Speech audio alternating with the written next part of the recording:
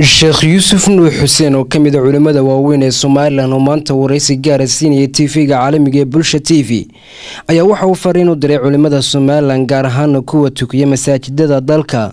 Fariinta uu sheekhana diray ayaa ku saabsaneed codka dheer ee mikrofoonada masaajidada ku xidhan ee xilliyada dambe habeenkii lagu tukado sida salaada tahajjudka, waxaana ku baaqay in la baqtiyo codka dheer ee mikrofoonada masaajidada ku xidhan kuwada dibadda isla markaasina la isticmaalo kuwa gudaha ugu xidhan masaajidka. waana kan sheekhu arintaasi ka hadlaya. waxaynu halkan fariin tala uga diraynaa walaalaheena aimada ah ee masaajidda gacanta ku haya ee dadka muslimiinta tukinaya. salaadaasu sidaynu ogsoonahay waa salaad sunno ah.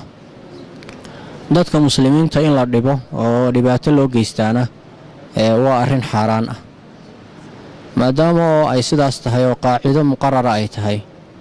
habeenkii mikrofoonada gooraha dambe la shidaayo la isticmaalayo ama dadka lagu tukinayo ama qur-aankaba lagu sii ridayo, waxaa aad iyo aad u habboon oon aimada kula talinayna inay iska daayaan oo ay ka waantoobaan oo sameecadda qaybta dibadda ay bakhtiyaan, qaybta gudaha uun ay isticmaalaan. waayo dadkii waxaa ku jira dad xanuunsanaya oo masaajidii daris la ah oo sameecadda ka dulbaxaysa xamilaynin.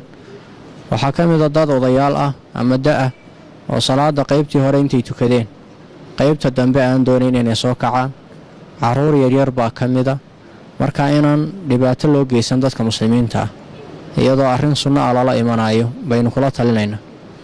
waxaanaynu ogsoonahay nebigeennu calayhi salaatu wassalaam habeenada ka mida ayuu soo maray abubakar oo salaatuleyl tukanayo codkii hoos u dhigay iyo cumar bnukhadaab oo salaatuleyl tukanaya oo codkii kor u qaaday.